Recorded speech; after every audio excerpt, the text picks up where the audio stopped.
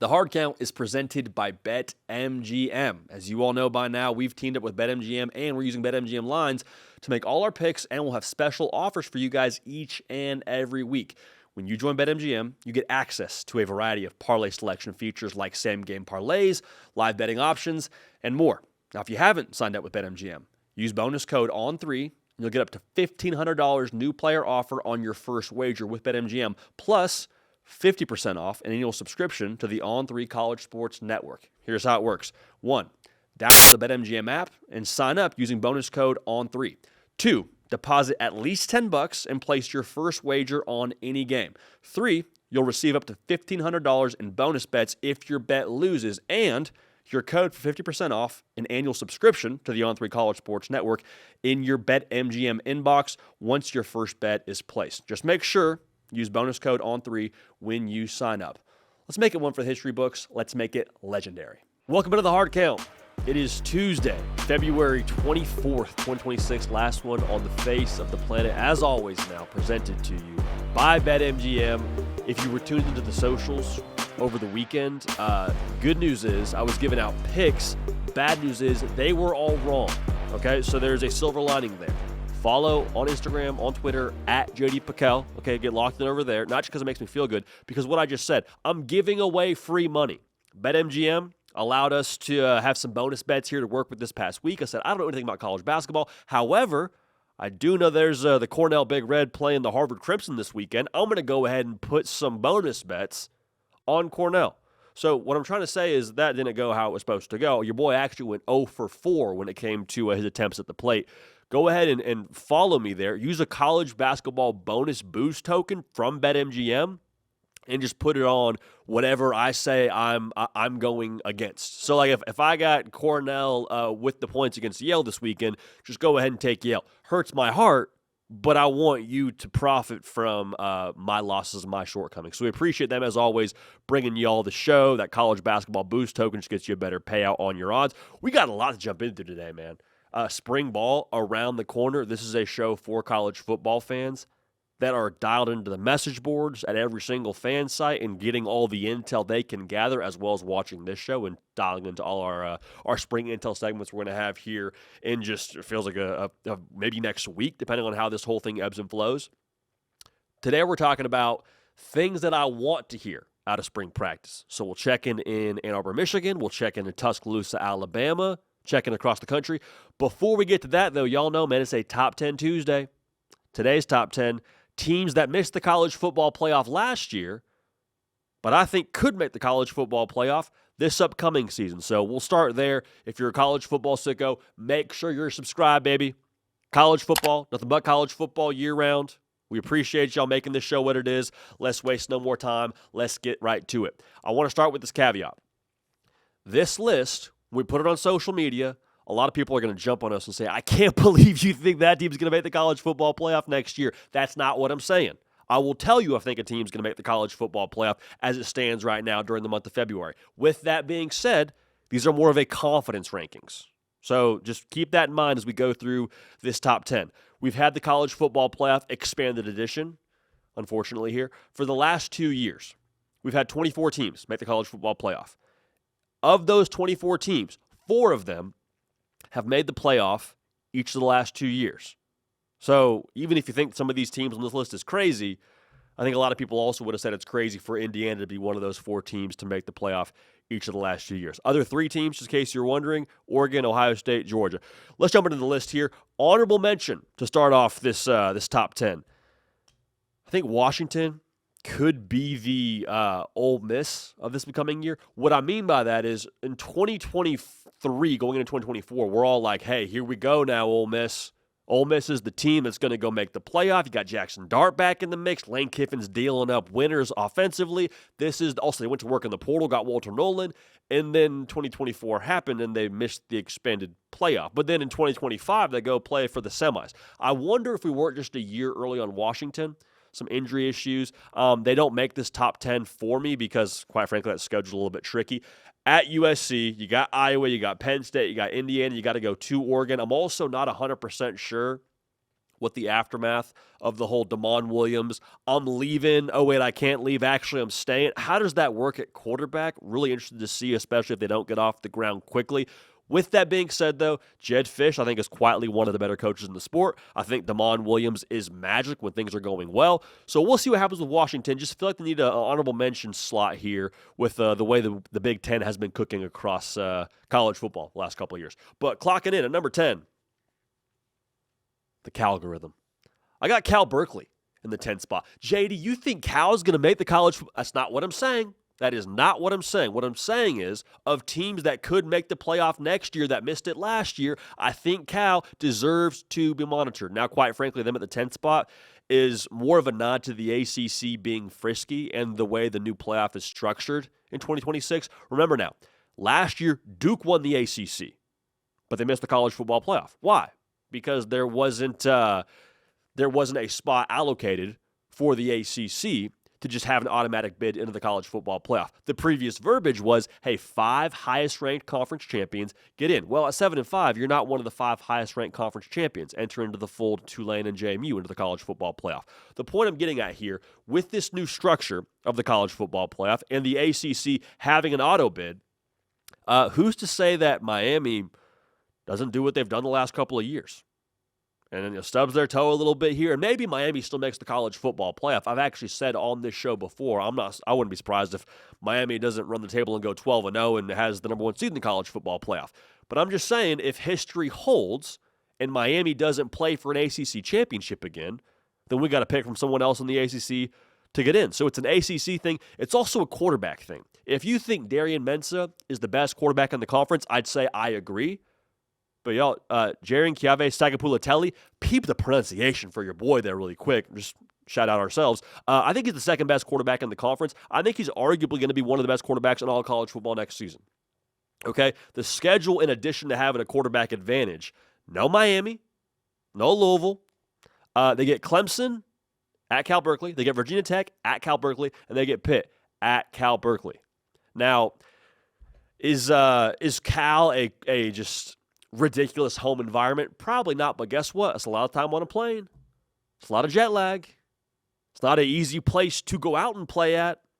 So I'm not calling my shot for Cal to win the ACC, but I am saying I would not be shocked if Cal found their way into the college football playoff if Miami fumbled and stumbled a little bit. The ACC is wide the heck open, and I think Cal has the next best quarterback. So Cal clocking in at 10. Who would have thought Cal would be the first team we mentioned on this list when it comes to the top 10? And number 9, I got Iowa. Now, on this show, if you've watched us for some time, we refer to a number of different college football programs as cockroach teams. And I say that in an endearing way. Cockroaches, what are they? They're hard to kill. They're tough. It doesn't matter how many times you get your exterminator in there. It doesn't matter what spray you use. Cockroaches just keep coming back, and they're just going to be a tough out every single time. I think that's Iowa, and I think Iowa's schedule here is going to be somewhat advantageous to them being a team that gets to 10 wins and makes the college football playoff. To me, they got a 4-game season. If they make the rest of their layups, they just have to go 2-2 in this 4-game season. Iowa State, Matt Campbell still coaching there? No, he's not. All right, advantage Kirk Ferentz. At Michigan, not easy. Ohio State in Kinnick Stadium. Ask Indiana how easy it is to play in Kinnick, the team that was arguably the best team in college football history last year. 1 by 5 when they played there. And then at Washington. I'm not saying you got to go 4-0 in that stretch. I'm saying you got to go 2-2 and make your layups. Who's playing quarterback there, JD? Glad you asked. Hank Brown. Nashville's finest, Hank Brown. Didn't work out at Auburn. I think he was probably asked to play a little bit too early. Dude's got a cannon now. Dude can throw the football downfield. Not saying he has to win the Heisman Trophy for Iowa to get to the college football playoff, but I'm saying if that is the track to get there is 2-2 in that stretch, Hank Brown might be an upgrade from what you had a year ago at quarterback. Notice who's not on the schedule for Iowa. No Oregon. No USC. No Indiana. JD, Matt Campbell gave him troubles. He's in the Big Ten now. No Penn State either. Only got to play Rocco Becht. I know Iowa fans, based on the last couple of years, don't love playing Rocco Becht. I'm not calling my shot. I'm just saying Iowa, they're always going to be gritty, always going to be a tough out. Doesn't matter who they bring back. Doesn't matter how much returning production they have. Doesn't matter the schedule. The schedule is a little bit advantageous. I think Iowa is just always going to be tough to kill, tough to exterminate, And that schedule has me side-eyeing the Hawkeyes as a team that could make the college football playoff for the first time in program history. Now, let's get into the Big 12, making some noise on this list. I think Texas Tech, as it stands right now, is the favorite to win that conference. But with that being said, hey, BYU, I only lost to Texas Tech last year, and that was it. They are top 25 in terms of returning snaps from that squad last year that only lost to Texas Tech. Look at the schedule. Texas Tech is nowhere to be found on there for BYU in the regular season. Okay, so if that was the one team you couldn't get past and you don't have to play them this year, that's got to feel good for the folks filling up LaVell Edwards Stadium this year. It's got to feel good for the folks out there in Provo. I would say they play Notre Dame, which could be, the Texas Tech you got to play this year, I suppose, if we're going to go ahead and carry over what last year was to this year in terms of a team that'd be tough to beat. But I will just say this. If Texas Tech wins the Big 12 in 2026, that's just a foregone conclusion. That's a variable we're going to account for as it stands right now in February. Hey, if BYU beats Notre Dame, but they don't win the Big 12, and let's just say that BYU drops some other game in Big 12 play. Let's say they lose to Utah. Right, got to go to Utah. I believe it's later in the year. Let's say they lose to Utah but beat Notre Dame, finish the season 11-1, play for a Big 12 championship. They don't win the Big 12. I think 11-1 with a win over Notre Dame would actually get you in the college football playoff, BYU. I'm just saying. So, Kalani Sitake's going to have that thing ready to rock and roll. Bear Bachmeier, year 2 in the system. I don't believe he's changing his number. If he did, I wouldn't have him on this list. BYU at 8 when it comes to teams that missed the playoff last year, but could make it this year. And they may not need to win the Big 12 to get it done. That game with Notre Dame going to LaVell Edwards is going to be huge for the Cougs. Now at 7, I got Utah. JD, hang on a second. You just had BYU at 8. You got Utah at 7. How are we riding the fence right now in Big 12 country? Yes and no. Yes and no. I just like Utah a touch better when it comes to some of the variables around Utah. They also don't play Texas Tech, so you go ahead and throw that out of the equation. I think you're splitting hairs when it comes to picking between those two teams in terms of a team to finish second in the Big 12 and make the college football playoff. Or if you're Utah or BYU, you say, forget that, we'll win the thing. Okay, we'll have the discussion when it happens. I like Devon Dampier better than Bear Bachmeier. Just my take on this going into next season. I think the things that made Utah were damaged when Kyle Whittingham left. I don't think they fully left the building. I think there's a reason Morgan Scalley was the head coach in waiting for some time now in Salt Lake City. I think that same grit, toughness, winning the margins, unquantifiables, I think that will still hold. Also, the schedule itself, you get BYU in Salt Lake, which I already mentioned so far in this segment. I don't think there's a tricky non-conference setup here for Utah that could cause them to fall out of the college football playoff if they don't win the conference. I think that the hairs being split between Utah and BYU, it's really a taste test. I'm just going to go ahead and roll with Utah. I also think, not to make this an anti-BYU take here, but BYU was 4-0 last year in one-score games, and that's awesome. I just worry from one year to the next how those one-score games translate in terms of depending on them from a win total perspective. One of those one-score games, mind you, too, was at BYU against Utah. Neither here nor there. So I got BYU at 8, Utah at 7, accounting for a team in the Big 12 to get in that's not named Texas Tech. Okay. Now at 6, I got Michigan. And the conversation with Michigan is really pretty simple. How much am I getting from this new look Michigan offense with a revitalized Bryce Underwood? What am I getting there? Because I trust the defense. I really do. I think the defense is going to be in a good spot. But are we going to be in a spot as an offense where we can go score points and win, not shootouts, but score enough in games where we got to go score 31 to beat Ohio State? We got to go score 31 to beat Oregon at Oregon in November. The thing that I like about Michigan, outside of the scheme we've already talked about on offense, I think it will cater to Bryce Underwood. I think you'll get more out of him. More on that later on in the show. A lot of Michigan's toughest games are at home until November. You play Oklahoma, it's a tough non-conference game, but you get them in the big house. With a year 2 Bryce Underwood now, not making his first ever road start like he was last year in Norman. You get Iowa at home. You get Penn State at home. Indiana's going to be tough, but Fernando Mendoza's gone. You get them in Ann Arbor. So you have those games at the crib, and then you finish at Oregon, at Ohio State, 2 of your last 3 games. It all hinges on what I get from Bryce. If Bryce Underwood and the Michigan offense are out here averaging 34 plus a game, okay, here we go. Michigan has a very good chance to be in the college football playoff. The schedule from last year to this year is vastly different, but I also think the structure and who Bryce Underwood's going to be in 2026 will also be different. What's the delta there? What's the makeup between those two? Excited to see. But I think Michigan should absolutely be talked about as a college football playoff contender. Their first year under Kyle Whittingham. They will major in the margins, in the unquantifiables, in physicality, all the things that, quite frankly now, allowed Michigan to win the national championship in 2023 under Jim Harbaugh. Neither here nor there. Now, number 5, staying in the Big Ten, I got USC. And I've already addressed this, but I want to do it again. If you don't think USC is a college football playoff team, it's probably centered on 2 different thoughts. One is, well, hey, JD, I'm just not sold on Lincoln Riley. That's okay. That's your take. Like, I'm not here to change your mind on Lincoln Riley. Hasn't made the college football playoff yet at USC. It's going to be a prove-it kind of situation in the Big Ten and what that conference is. I'm not here to change your mind on that. That's your own take. We'll see what happens in the fall. The other take, though, is, well, JD, the schedule is just too tough. You're right, it is tough. You're also US freaking C. You're also a place that is home to national championships, Heisman winners. Like, it shouldn't be about the other logos on your schedule. I mean, look at the games you have at home. If you defend the Coliseum like you did last year, flying under the radar, USC was undefeated at home last season. If you have a similar output at home, you're a college football playoff team, as far as I'm concerned. Like your toughest games, Oregon, Washington, Ohio State, all at home.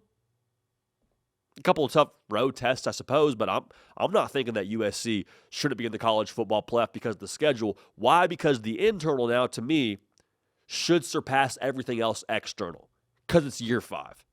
Year 5 for Lincoln Riley. You have 17 of 22 starters back. You got a year 3 quarterback, which might as well be a unicorn in modern college football. The time is now, USC. I know we're all excited about the number 1 recruiting class and what that's going to be in a couple of years. If you don't put something productive on the field right now, there's no guarantee we get to the next couple of seasons. And that's not me voting for that or saying that's going to happen. I'm just saying you got to win right now. You can't bank on what next season's going to be or the year after. You got Jay and Mava right now. You got a bunch of starters back. You got Gary Patterson running the defense, the steady hands of the entire coaching carousel when it comes to hiring DCs. I'm not moved by the schedule. Schedule matters. We've got to acknowledge it. But that's not an excuse in year 5 with a year 3 quarterback. Neither here nor there. Now, at number 4, I got Penn State. And I want to have the inverse conversation I just had about USC with Penn State. It's all about the schedule, baby. It is all the way about the schedule. You got a 3-game season. USC, at Michigan, at Washington. Y'all, can we be real? You go 1-2 in those 3 games, you're probably in the college football playoff. You make the rest of your layups.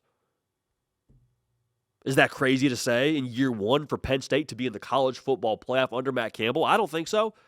And I was talking to Caden Smith when we were kind of going through these schedules and, we're kind of piecing together who has to play who, and we're just going over just different conferences, different schedules. And Caden made a great point. He's like, how many other coaches would have wanted the Penn State job if we had known this was the schedule? Now, I'm not saying they wouldn't have still tried to hire Matt Campbell, but might have been a few more incoming calls, right? A few more emojis sent by other agents saying, hey, I would love to actually talk about that schedule. I think our guy could be great. Just saying.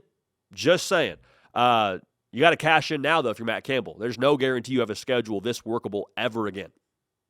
No guarantee.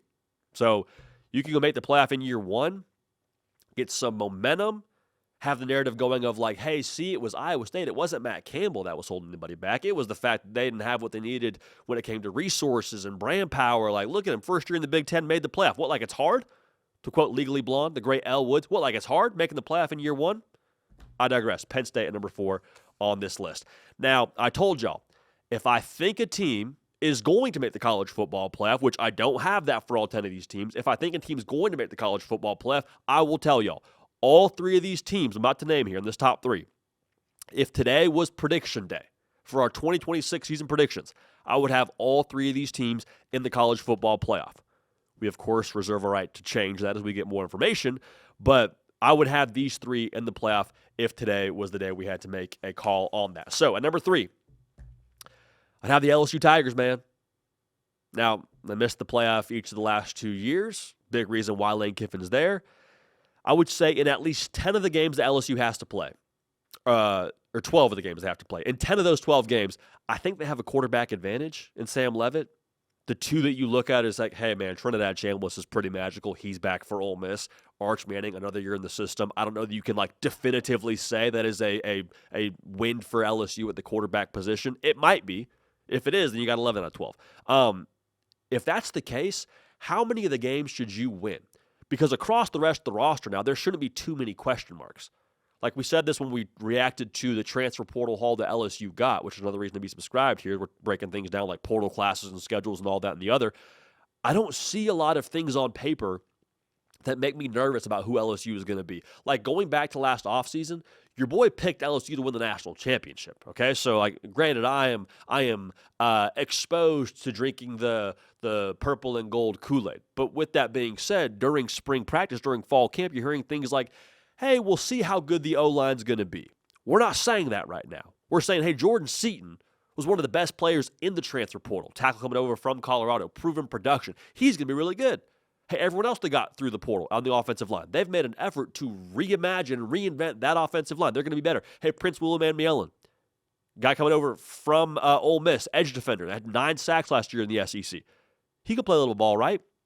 We know what he is in the SEC. That defense last year under Blake Baker that was 84th in college football in terms of sacking the quarterback, that's going to be very, very different. So, like, LSU has made votes on their roster for who they want to be. Pair that with quarterback advantages in 10 of the 12 games. I feel pretty good about LSU. Now, the schedule is what the schedule is. Like, my take on this is, if you're in the SEC, you should never expect to have a workable schedule. It's just kind of the price of admission. It's like that outro to the Drake song, Draft Day. It's the SEC. Heck, you players, didn't you? You don't want this to go play in our murals, brother. You got Clemson at home to start the year. You're at Ole Miss, but a lot of the other big-time games, quote-unquote, are in Tiger Stadium. A&M at home. Bama at home. Texas at home. You got to go to Tennessee at the end of the year, but, like, do we know what's going on with Tennessee at the quarterback position? It's our next segment in this full show, so stay tuned. But, like, that's a spot that you probably feel good about if you're Lane Kiffin and the Tigers. So I really like what LSU's doing right now. I love the roster. I think Lane Kiffin and what he is as a head coach, he's proven now. Like, year one for him is kind of a myth, in my opinion. Like, if you're talking about LSU as let's see what they are in year one. It's going to take some time to get their sea legs. Don't tell fans in Baton Rouge that. They're looking at that roster and saying, okay, so we should probably go win, 10 games right now? It's hard for me to be too adamant in a take against that thought. Like, Lane Kiffin every single year just reinvents his roster, goes out and coaches really good football. His staff does a great job putting schemes in place, and they go win a lot of games. Did that at Ole Miss. Can't do that at LSU with, on paper now, a better roster? I don't think so. So there's no, year one for Lane Kiffin. It's just year now. And year now for LSU, I think, will result, as it stands right now, and then being a college football playoff team. Now, at number 2, I got Texas. And this is a similar conversation we had with USC in our top 5 of this list.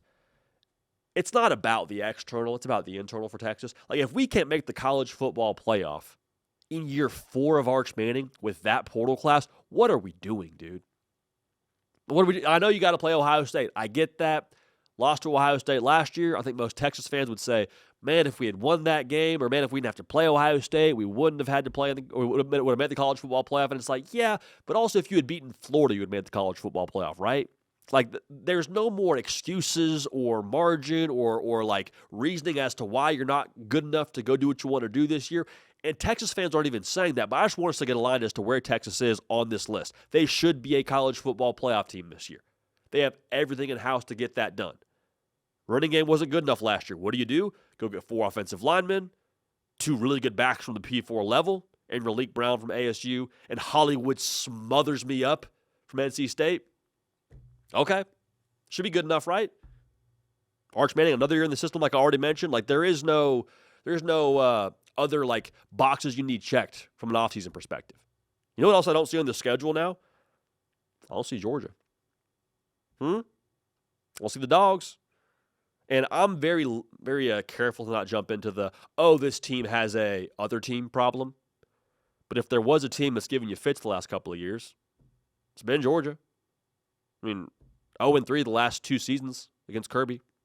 Not on the schedule.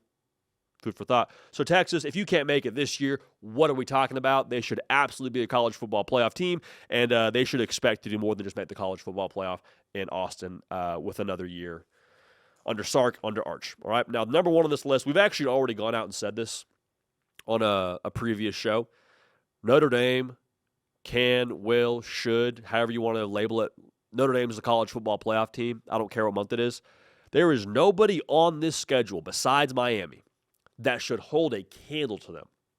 Maybe it's BYU, who's frisky at home and has got some extra juice to play for. Maybe, but there should not be a whole lot of, wow, close game for Notre Dame going on this season. There shouldn't be. I think that the way last season ended, if I'm an Irish fan, I would hope everyone in that building in South Bend is still thinking about that. I would hope that selection show is on loop in the facility. I would hope that we see an inspired Notre Dame football team for 12 weeks out of this season. Because the issue for Notre Dame, since Marcus Freeman has been there, and it wasn't there last year, but you've seen it at different points, has been when Notre Dame looks at the rest of their schedule and they're like, man, we really got 1 or 2 games on this thing. And then maybe you stub your toe somewhere you're not supposed to, like an NIU, like a Marshall, like a Louisville at night on the road. I'm just saying, I think if they can get that part firmly out of their system, which they did last year, which kind of flew under the radar, then losing the games they weren't supposed to lose, I digress. I think Notre Dame's going to be on an absolute warpath this year. And I think Marcus Freeman, if I'm taking the college football playoff run they were on 2 years ago as my sample size, when there is urgency to be created for his football team, I think he's one of the best in the sport at pulling the best out of them with that urgency. Okay, also food for thought here. This is the first time under Marcus Freeman where Notre Dame's had a returning starting quarterback in C.J. Carr.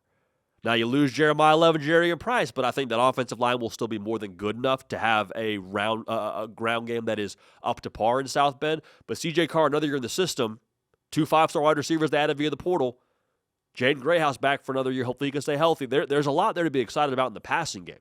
I never worry about the defense of Marcus Freeman. That should always be something you just say, yep, going to be elite there.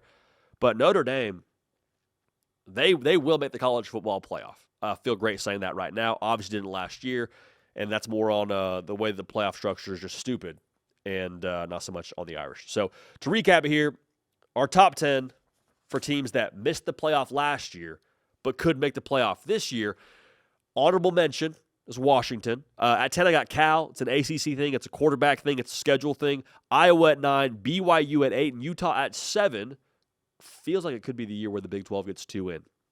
I digress. Michigan at 6, USC at 5, Penn State at 4. Teams that I think will make the playoff, if I had to pick today, are our top 3, LSU, Texas, and the Notre Dame Fighting Irish. That'll be a fun one to hear y'all's voicemail responses to. 629-331. Oh, I'm tripping. 629-888-3931. I was all over the place there. I just had a brain fog on the air. Always good. Always good, but hey. That's what you do when you got a college football show that's live to tape, baby. 629-888-3931. For those of y'all that are like, what the heck just happened to JD? Is he okay? That's the number. Go ahead and call with your take on a team that maybe shouldn't be on that list or you think should be on that list for a team that missed the playoff last year but could make it this upcoming season. All right? Now, Tennessee, I don't think will be a team that a lot of y'all call with the news around Joey Aguilar not being eligible for 2026. But y'all, they got a quarterback battle going on here we're going to talk about in just a second. But I want to just plug this really quick for those of y'all that watch the show. There is currently a national subscription offer for us here at On 3, $19.99. Now listen, I wouldn't tell y'all about it if I didn't think it was a great deal. But if you want to stay in the know for all things your football team that's going on this upcoming season, fall camp, spring ball, all that, just go ahead and spend that $20. Take care of yourself. Take care of your group chat. Take care of your family. It's the right thing to do. Like, if you want to be dialed in the Tennessee quarterback battle, I would be shocked, to say the least, if Pete Nakos doesn't have some intel on that thing as it's going down. So, again, $19.99 national subscription offer. Go ahead and lock that in. And just know more than your boys. Know more than your friends, if nothing else. All right? So, like I said, Tennessee quarterback battle is officially on and popping. You're holding your breath saying, well, what about Joey Aguilar? Does he get to play in 26? We're still figuring out what's allowed and not allowed when it comes to eligibility and like the precedents around that. But Joey Aguilar will not be your guy in 2026. That much is certain. So you got 3 dudes in that room: Ryan Staub, Faison Brandon, the 5-star true freshman, and George McIntyre, who's been there for a year, also a high-profile guy himself. What's going to go into this quarterback battle? What do we expect to happen? All that, we'll break it down right now. But if you're a college football sicko, if you're a Tennessee Volunteer fan, if you love this sport and you want to know what's going on with the Tennessee quarterback battle, just go ahead and make sure you're subscribed here. Pretty straightforward. Appreciate y'all for that. So I don't want to knock Ryan Staub. I don't. But I will give you my take on how I think this battle stands right now. Y'all know that old children's story, Tortoise and the Hare, where the hare, another word for rabbit. I don't know why they called him a hare. Never made sense to me. But the rabbit and the tortoise are racing, and the rabbit is way faster. Like, the rabbit gets out of the gate. Rabbit is got, I would imagine, the book doesn't give specifics, but I would imagine a few hundred meters on the old tortoise there. Starts to get complacent, starts to take a nap in the shade. Tortoise is just taking his time, just plodding along. Way behind the rabbit, just plodding along. Not as talented as the rabbit, but eventually ends up winning the race because the rabbit screwed it up. I think this quarterback battle has 2 rabbits and 1 tortoise.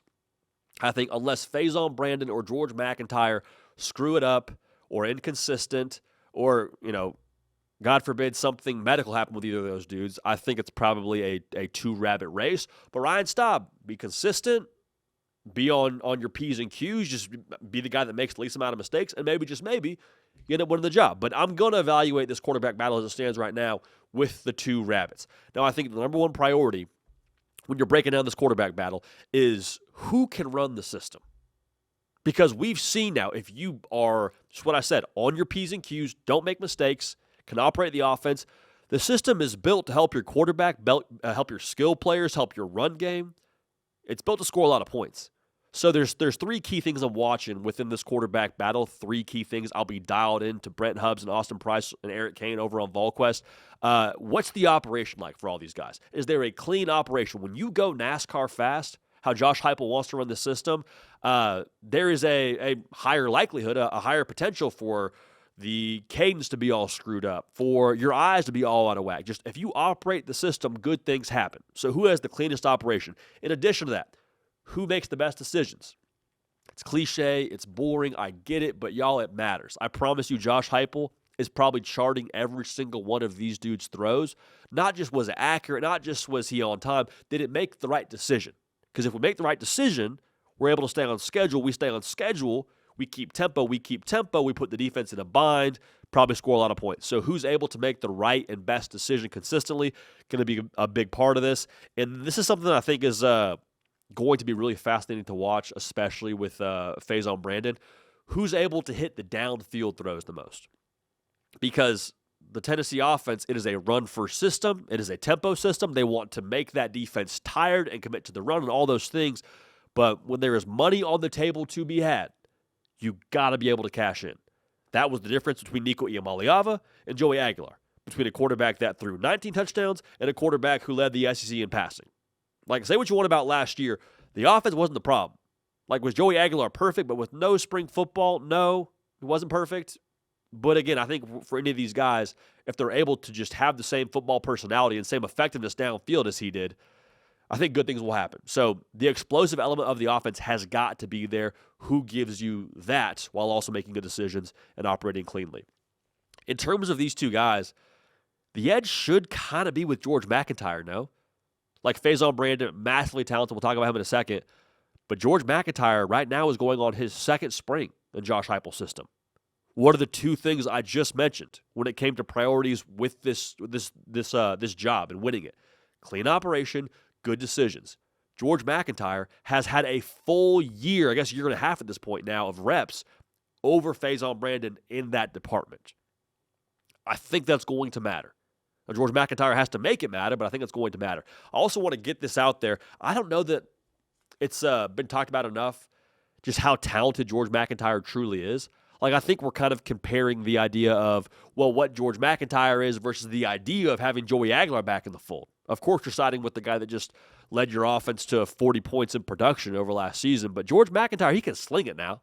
All right, went and saw him play. He's a local kid. Went and saw him play at Brentwood Academy when he was a senior in high school. That dude is a smooth operator. He's got a smooth throwing motion. He's got good feet. Like I was really impressed with George McIntyre. And I think that now, not having seen him up close for a year, I'd imagine the weight room's only helped him. I would imagine being under Josh Heupel's tutelage has only helped him. George McIntyre is not a scrub now. Quote TLC, I don't want no scrubs, and I promise you Josh Heupel doesn't take no scrubs at the quarterback position. George McIntyre is more than good enough to run this offense. Put some respect on G-Mac's name, if nothing else, all right? Now, Faison Brandon, I'm trying not to get caught up in just the fact that the dude's a 5-star, the new kid on the block. And I think Tennessee fans would be wise to take that same approach. In college football, we kind of have this toxic trait about ourselves as fans. We're so quick to get excited about the new, shiny model of whatever position is now on the roster. Oh, hey, this kid was a 5-star. Oh, hey, this kid did X, Y, and Z at the high school level. He should be the guy. Yeah, but also college football is really freaking hard. Much less playing college football in the SEC is really freaking hard. Okay, so there should be an acclimation period there to figuring out, the Heupel offense, the tempo, the speed of the college game. Not saying Faison Brandon can't still do that and won't still start for you on day one if he's the best guy for the job, but I just think we have to say that a little bit more loudly. George McIntyre's had a full year of reps in this offense over Faison Brandon, as talented as he is. So in terms of Faison Brandon, physically, this dude is not a true freshman, like 6'4", 206 pounds. Not a lot of catching up to do there in terms of being ready to play. Now, will he pack on more weight? You would think so, but in terms of like the physical skill set, he's big enough. He can spray that thing around the yard. I don't think his high school was like super aggressive downfield, but when they did throw it downfield, Faison Brandon is more than good enough to deliver the mail. Go watch his highlights. A lot of those deep passes are just breadbasket to the, absolute hands. Dude's got a hose on him. He also has got some good mobility to him, which I think is an interesting thing to break down in this battle.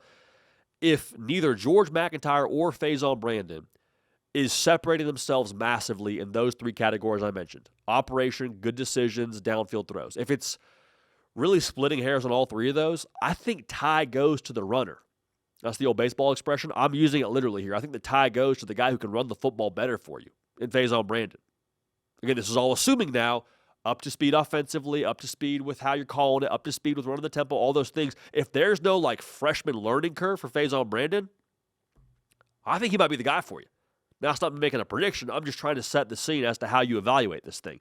The reason why I feel that way, if all things are equal, like I just said, if I'm Josh Heupel, I'm playing the guy that gives us another way to attack a defense.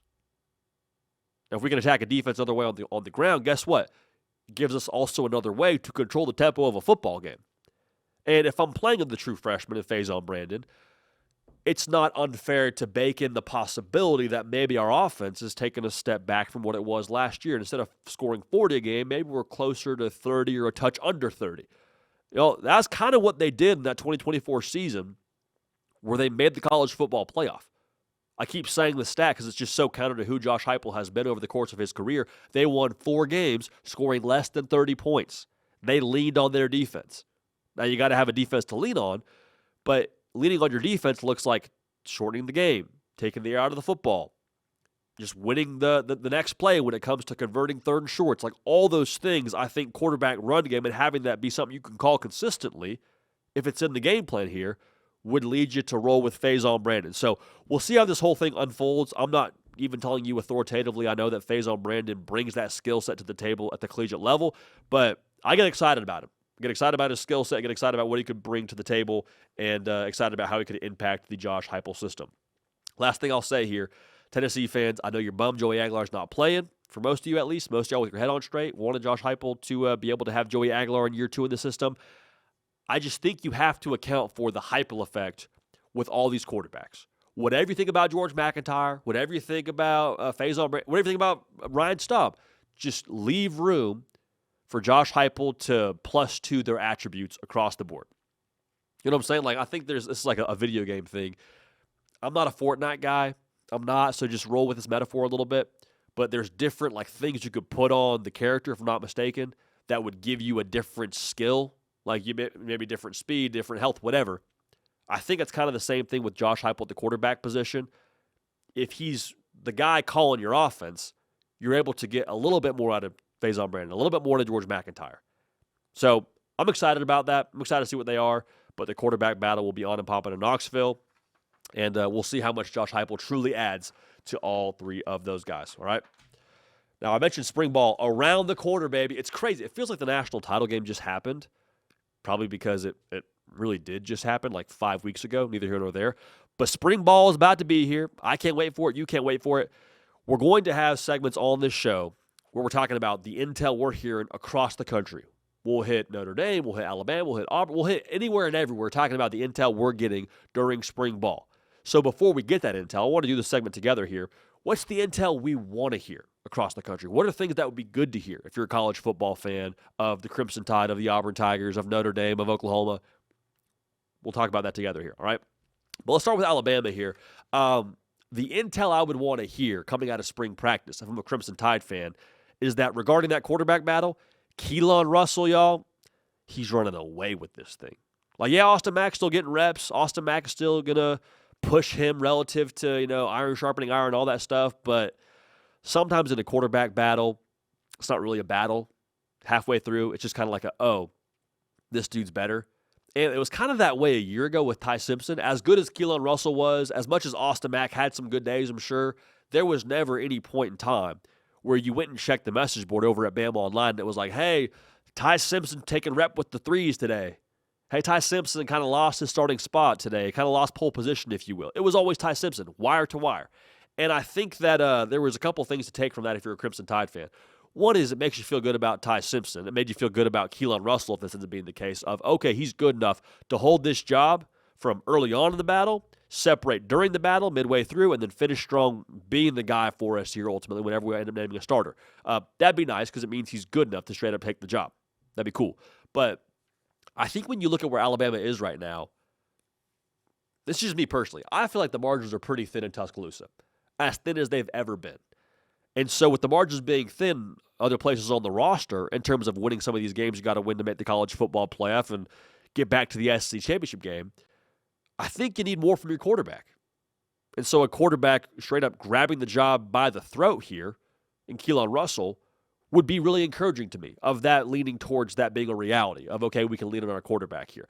Now, I also think in relation to those margins being thin, the earlier you can provide direction for your football team on all fronts, that is always a good thing. And I think this is probably what happened behind closed doors a year ago in Tuscaloosa. Can't prove it, but just my take on this. I would imagine there was a point during spring ball or early fall camp where you're like, hey, I think it's Ty Simpson. We're going to start tailoring this thing slowly but surely to Ty Simpson.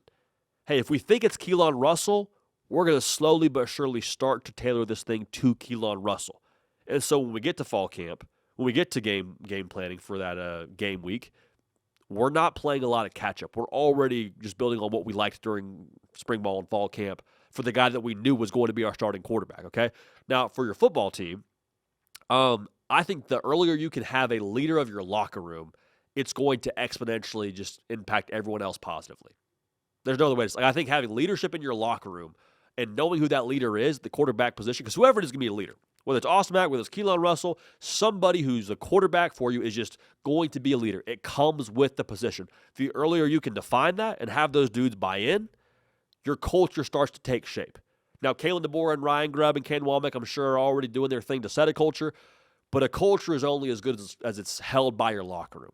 And so if Keelan Russell can carry that out earlier, it's going to yield positive dividends. Okay, let's also not be naive about this.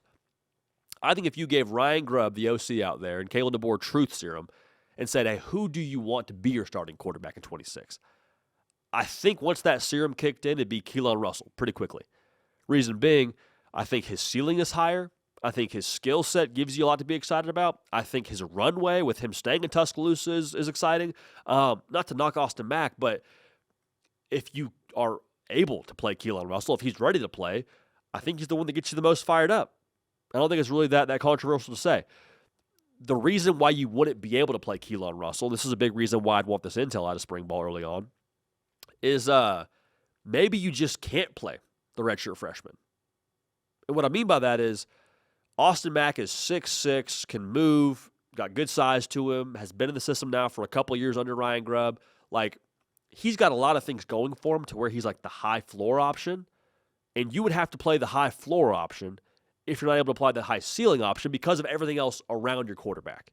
Like, if Keelan Russell has to walk out there and be Superman every other series, maybe he's good enough to do it, but I'd much rather play the dude who, like I just said, 6'6", experience in the system, good size to him. He's probably the guy that you go with if you have other holes across your roster because he's the more, on paper here, steady hand.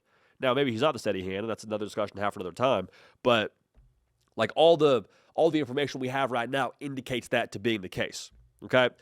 So there's some people that are going to hear me say, I'd like to hear the intel that Keelan Russell's running away with the quarterback job, running away with the quarterback battle, however you want to phrase it. They're going to say, well, JD, doesn't that just mean that Austin Mack's not any good? I mean, couldn't that just be another scenario that could be in play here? What I would say is, like, I guess so. But I think that what I just said about Austin Mack being the high floor option, if Keelan Russell runs away with this job, to me it'd say a lot more about Keelan Russell than Austin Mack. With Keelan Russell only been in college for a year, only been in the system for a year, whereas Austin Mack's the more physically imposing guy and the guy that's going into, I believe, year 4 now for Ryan Grubb. So I think that needs to be said out loud. If this does happen, and we do get this intel, if it's Keelan and is starting to separate from the pack, pay attention to that because of who the head coach is and who the offensive coordinator is. Like, Kalen DeBoer and Ryan Grubb aren't guessing at this stuff. They know what they're looking at. From Ty Simpson to Michael Penix, like, they've seen a lot of good quarterbacks. So if Keelan Russell does start to separate, it's like, okay, there's some pretty good eyeballs on this thing to indicate that being the case. I do want to just say this, though, as we round this thought out. Keelan Russell being a dude for you in 26 would be awesome. It would feel good if you're a Crimson Tide fan. It doesn't guarantee anything relative to what you want to get done in 2026. Reason why I say that, Ty Simpson was also a dude last year, and he had to straight up like carry you to the college football playoff. You don't apologize for making the SEC championship, for making the college football playoff, but like, let's be real, Ty Simpson did a lot of things now that you don't want to ask of Keelan Russell. So if Keelan Russell has all the indications of being a dude in 26, awesome, but that just makes me feel good because it means we can lean less heavily on things that were shaky a year ago. Alabama will go as far as their quarterback allows them, sure, but that's an incomplete thought. They will go as far as Keelan Russell allows them, in addition to what the run game looks like. Is it more serviceable? Does it help Keelan Russell? What's the defense look like? Are they able to stop the run a little bit more effectively than they did a season ago? Have got to be better on the line of scrimmage if you want to go further this year if you're Alabama, and obviously they do. But the intel I'd like to hear, again, Keelan Russell starting to separate. Cool, we got a guy to build around schematically, got a guy to follow in the locker room, got a guy that I think we want to play, taking the job, all those things. So Keelan Russell separating during spring ball would be what I'd want to hear if I was a Crimson Tide fan as it stands right now. Now, another thought here, something else I would want to hear during spring football. We'll go out to Coral Gables for this one. If I'm a Miami fan, I'd like to hear, this is going to sound lofty, I'd like to hear some Cam Ward level buzz around Darian Mensah. There's a couple of different ties to that. We'll unpack it right now. Before we do, if you're a college football sicko, if you're a Hurricane fan, met a lot of y'all at the National Championship, shout out to y'all. Just make sure you're subscribed. Like I said, college football every single day. Going to talk a lot about your Canes. Appreciate y'all being locked in. So here's where I fall on this, and I want to make sure we're all aligned on this for Miami, but also just across college football as we move into the spring period. During spring ball, most people are pretty cautious with things they're saying and how definitively and how loudly they're saying them because it's spring ball. You got 15 practices, still a long way from week 1, still a long way from fall camp. You're usually pretty cautious and pretty timid with some of the things you're saying because so much can change. Pay attention to the things that are said from people with their chest out and with a boom in their voice. Pay attention to that because when Cam Ward was just going through his first few practices in Coral Gables, everyone covering Miami and people internally at Miami were like, this dude is different. This dude is very, very different. This dude is an alpha. This dude gives us something at quarterback we haven't had in a very, very long time. This guy is going to change Miami football, is what was essentially said from just about anybody and everybody that was in Hurricane circles, from people in the building and outside of the building. There was no half-stepping with Cam Ward. Same kind of vibe was said about John Mateer last year at Oklahoma, and a lot of people quick to say, well, JD, look how they finished the year. Yeah, because his thumb got broken in half. I'm being facetious, but like he was obviously a different player from pre-thumb to post-thumb. Pre-thumb, everything people said about him during spring ball ended up being right. So just notice now, people say things emphatically during spring that they feel real good about that usually end up having some merit to them. So if Darian Mensah has Cam Ward level buzz around him, I'm not saying he's going to be Cam Ward, but if there's just even a similar temperature, a similar tone around Darian Mensah, how good do you feel if you're a Hurricane fan? Not just like, hey, cool, JD, we hit at quarterback again. Awesome. We already knew that. It's not just about hitting at quarterback. It's about what that would mean for Miami in relation to them getting back to the national title game and winning a national championship. And I hate to beat a dead horse here, but like Carson Beck, here we go. Carson Beck was good for them during that playoff run, made a lot of plays that allowed them to be in that national title game. But we were having conversations every single week leading into those playoff games of, hey, if Carson Beck can just not screw it up, if he can just not do too much and throw it 20 times and throw for right around 200 yards, no picks, they're going to have a chance to win the game.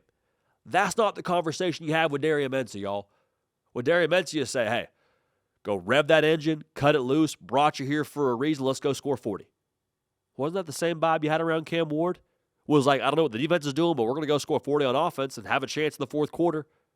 Well, guess what? The defense now has changed drastically from what they were when Cam Ward was there.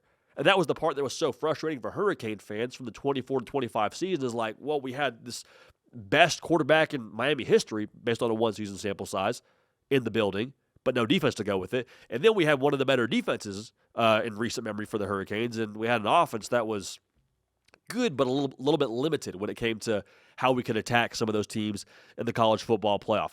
This discussion now is a both and with Darian Mensah. That's the difference he would make.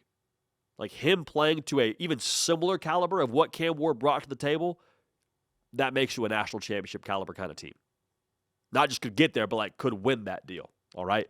So not saying spring is going to indicate that, but the buzz around it during spring, I think will be a bit telling. We're going to know real quick if Darian Mensah has got that same level of juice to what Cam Ward had. Okay. Now, on field is part of it, right? That's ultimately what Darian Mensah is going to be judged on when his time is up in the 305. But remember the things that were said about Cam Ward? It wasn't just the on-the-field stuff. It was like, no, he's changed the temperature of this place. Like you hear Mario Cristobal say this all the time. Dude's an alpha. I think on a different podcast, too, he called Cam Ward the alpha of alphas.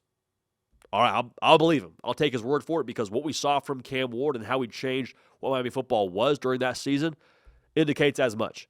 So I want to hear good things about Darian Mensah on the field, of course. I'm really curious to hear what we hear about Darian Mensah when it comes to how he operates in the locker room.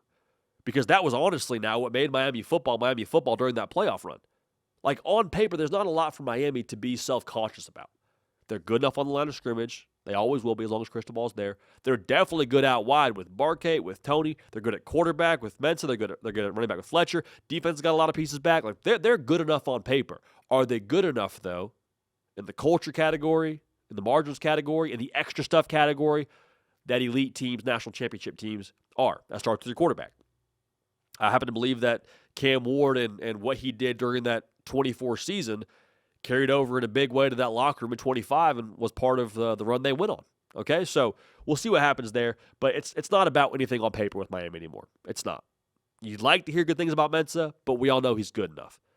Does he bring that extra unquantifiable juice that Cam Ward did that allows teams to go achieve great things and win trophies? Remains to be seen. But the buzz around Darian Mensah, if it resembles the buzz around Cam Ward, pay attention to that. Not saying it has to be, oh, man, he's better than Cam Ward. Oh, man, he's as good as Cam Ward. Not saying that, but if people are saying it with their chest during spring, believe them. Because if you're saying it with your chest during spring, you're usually not believing there's really any chance what you're saying out loud doesn't come to fruition. Should be fun, though. Excited to see. Another thing that I want to hear now out of spring ball, we'll go out to Ann Arbor, Michigan for this one. I think Bryce Underwood's going to be better in this system. I mean, Jason Beck's a great offensive coordinator. I think that another year in the system, or playing college football rather, for Bryce Underwood is going to serve him well. But I want to hear, hey, Bryce Underwood's not just better. Like, he's night and day from what he was last year to this upcoming year. For me personally, I haven't really shared this story much just because it hasn't really been relevant. But for me personally, when I was a junior in college, during fall camp, I just kind of started to feel like more tired than usual, more lackluster. Like during fall camp, you have a break during your middle of your day, and I was like usually after the first week, everyone's taking a nap during the middle of the day, but like I was like taking a nap and having a hard time getting up during those those breaks in between your practice and your meetings and all those things, and so ended up now. I'm questioning myself, like, am I out of shape? Like, am I just not built for this right now? Like, what is going on? I've had 2 fall camps. What's up with this? Turns out your boy had mono. Okay, so, like, that sucked, but in the back of my head, I was also a little bit relieved of, like, oh, that's what it was. That's why I wasn't bringing it like that. For Bryce Underwood, I think there's a very real possibility for all of us as college football fans, especially Michigan fans, to say, oh, it was the system a year ago. Yeah, he was a true freshman, but like, oh, it wasn't that Bryce Underwood has trouble playing college football with the 11 touchdowns and almost as many picks. It's like, no, the system wasn't catering to his skill set. And I think that's very possible for how we view him during spring practice. I'm excited to get tapped in over at the Wolverine, tap into the Fort, the Michigan message board over there. And I want to hear things like, no, he's more in command. He looks way more decisive with the way he's throwing the football. He's always been confident, but like confident with how he plays the position now. It's different because he knows more what he's looking at because he has a better tutor in Jason Beck. Like everyone has been beating this take to death, but like not having a quarterback coach last year matters to some degree. Just having a better coach in general should matter. This is the Jason Beck offense, and he's not having to work around the parameters of like, well, Sharon Moore wants this. No, it's Jason Beck's system. He's teaching it. He's implementing it. He's installing it, all those things. That's going to, I believe now, yield dividends for Bryce Underwood. So I want to hear that he's night and day different because that means you get to maximize the Bryce Underwood skill set in that regard. But also, I want to hear this in line with that. I want to hear like, hey, Bryce Underwood looks different, but I also want to hear we'll see what the offense is. It's kind of tough to tell now because Bryce Underwood's out there in a non-contact jersey. Don't ignore those takes. Don't ignore that tidbit you get from everyone over there on the Wolverine, from Clayton Safey, from Anthony Broom. Like, don't ignore when that's said out loud. Because if we're talking about Bryce Underwood and the non-contact element of his game playing into the development of the Michigan offense, that means there's a lot within the system where you're putting the football in Bryce Underwood's hands as a runner of the ball. Now, Bryce Underwood is a quarterback. He is more than good enough to play from the pocket. But when you're 6'4", 230, can run like the 4.6 category, yeah, I want you running the football a little bit. Why? Because it gives defenses another thing to worry about. So that was my big gripe a year ago, was I felt like I was robbed of the full Bryce Underwood experience, getting like 75% of that thing. It felt like every single week. If he's running the football at that clip to where we're talking about we'll see what he is when they take the non-contact jersey off, that should be a really good sign for Michigan fans. A really good sign for Michigan fans, all right? Now, in line with all that, if we're talking about Bryce Underwood being different and him being night and day and having just a better overall presence about himself, year 2 now playing college football, don't ignore the clues of what that means for the Michigan's skill positions, because I've talked about it on the show. There's not a whole lot of splash at the receiver position for Michigan right now. There's a lot of, I think that guy's pretty good. Like I told you, Moa, the true freshman, we'll see what he is. Andrew Marsh going into his second year in this at Michigan, we'll see what he is. J.J. Buchanan, same deal, we'll see what he is. But if Bryce Underwood looks night and day different, you can't rave about your quarterback while also say, yeah, we'll see about the pass catchers. Those things go hand in hand. So if Bryce Underwood is shining, that means the pass catchers also are shining to a certain extent. Just food for thought. Keep a pulse on that. The reason why this is so important, Michigan and their schedule this upcoming season, like we've talked about, it's going to be a gauntlet in a lot of ways. And last year was great, winning 9 games, and Bryce Underwood's first year and getting the feet wet and all that. But if you're able to maximize Bryce Underwood and he's truly night and day and you're scoring more points, that's what it's going to take to make the college football playoff. Like, I think Michigan and their playoff aspirations is purely tied to how many different versions of Michigan's offense do I have to account for. Because I know they're going to be a team that sucks to play on the trenches. I know that. They're going to run the football. That's not changing with Jason Beck. I still have to tackle Jordan Marshall and everyone else that's carrying the football for Michigan and be up against the offensive line. Pretty straightforward. But do I also have to worry about Michigan in the downfield passing game? and them being a team that can go score 30 and beat us, because Oklahoma, Iowa, Penn State, Indiana, at Oregon, at Ohio State, all those games, you only get to the college football playoff if there's a version of Michigan that can score with us. I love Michigan winning the rock fights. I'm here for that. I think that still exists. But it is irresponsible to believe you can go make the college football playoff only winning rock fights against that stretch. It's just not going to happen. So if I'm hearing Bryce Underwood's night and day different, I'm hearing about his progress and hearing about what he's going to be with a non-contact jersey off, that gets me really excited. And it should get you excited too, all right? Now, we'll move on to Gainesville here. I'm excited to be tapped in over there at Gators Online and hear about all the good stuff that's going on with our folks over there. Zach Alberverdi, Keith Niebuhr just dropping gems all the time over there on the site.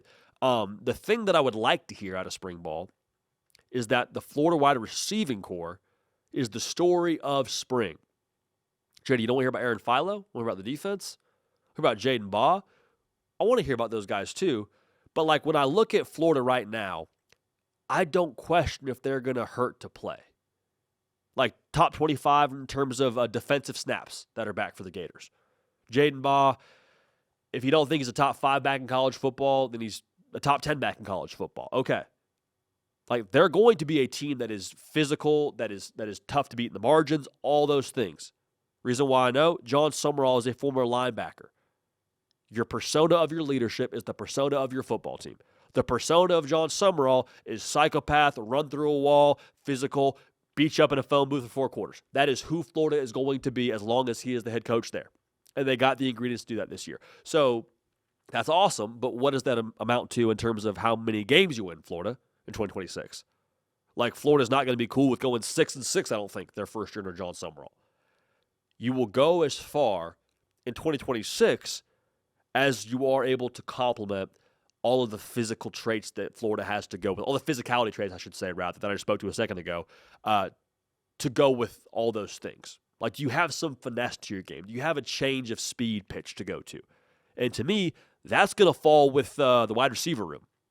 Now, quarterback's part of it. But, man, I look at this receiver room, my instincts, spidey senses are tingling a little bit with the boys. I think they're being slept on. Like Eric Singleton, people forget, he was a weapon at Georgia Tech. Just because his time at Auburn wasn't like all that maybe he hoped it would be, doesn't mean he can't still play some ball. He's going to play in Buster Faulkner's system that he's already played in since he was at Georgia Tech, that a couple years ago, rather.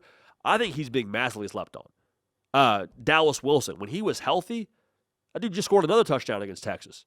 He is a truly, he's an elite talent for Florida. Bailey Stockton, not the most high-profile name, but John Summerall is already talking about him, what he's doing during winter conditioning.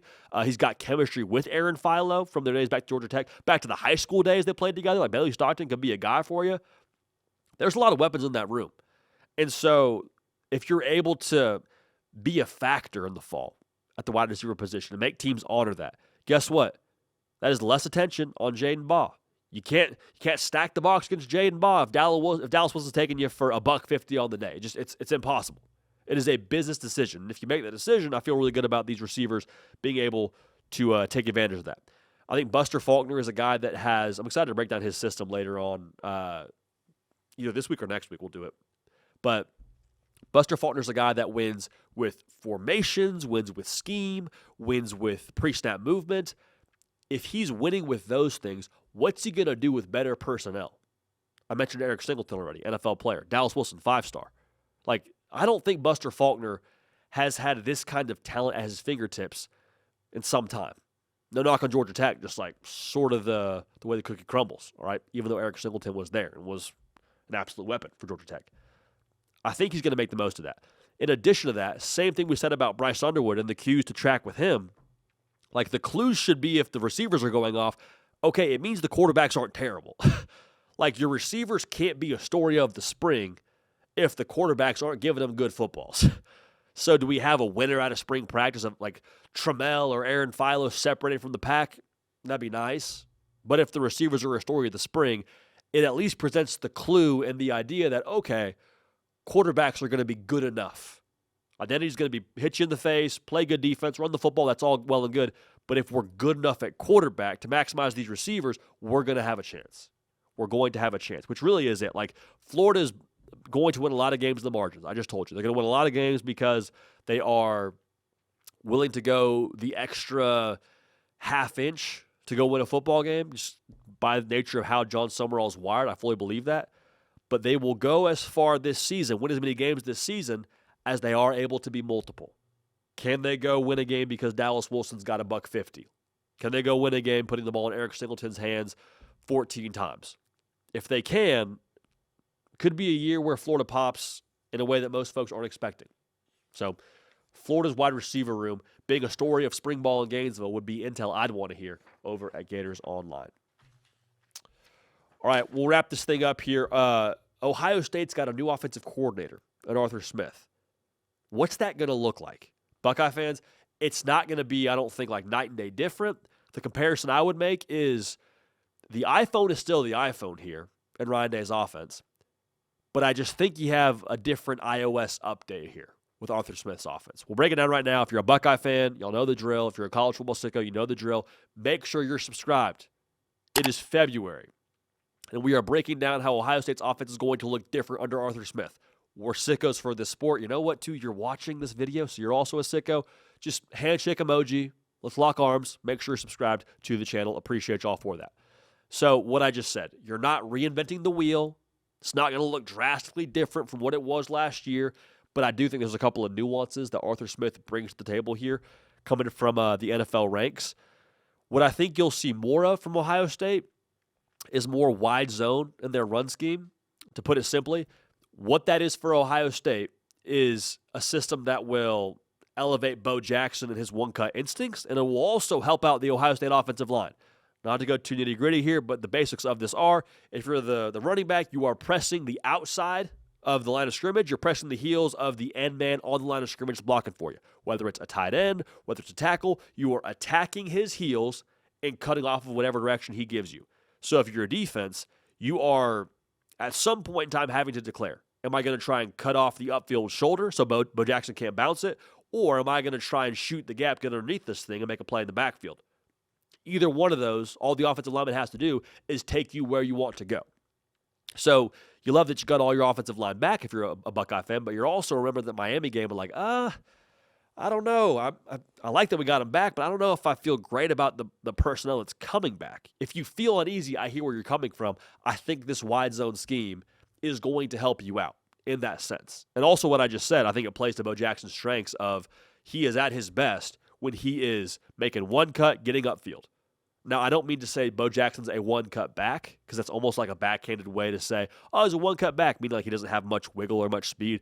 Bo Jackson has both those things, but when he's able to put his foot in the ground, see a lane, and take it is when I think he's really at his best ball, a big reason why he ran for 1,000 yards last year as a true freshman. So the spark notes there, the wide zone system in the run game will be leaned on, one, but two, it's going to help your offensive line out. You don't have to have a bunch of pancake blocks and domination up front to win the line of scrimmage, and it's going to allow Bo Jackson to just play off his instincts, be decisive, and go set up a second and third manageable. All right.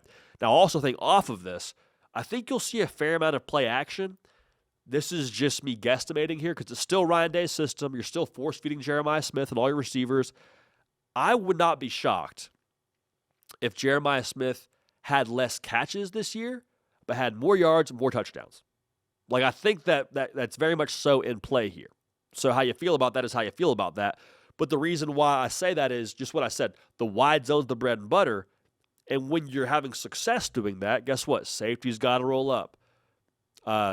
Everyone gets a little bit more on edge to go play the run. Well, when you're doing that, guess what? More real estate behind you, more green grass behind you to honor for Jeremiah Smith.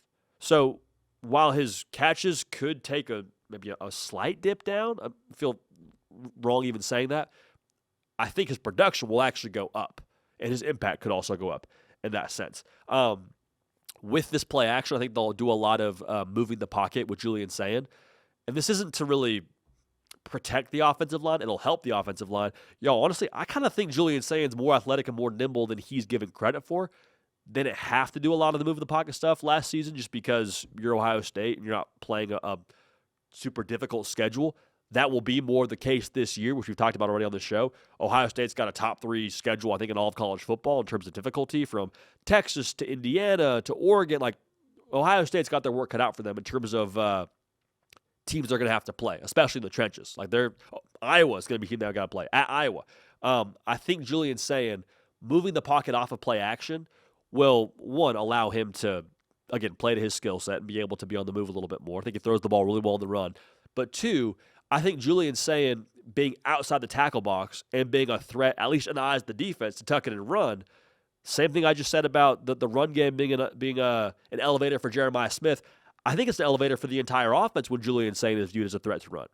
Notice what I said, viewed as a threat to run. Not Julian Sain is going to run and go run for 500 yards this year. Just like if Julian Sain is on the perimeter and the sticks are 7 yards away and it's 3rd and 7, like I have to at least account for the possibility that Teddy could tuck it and go.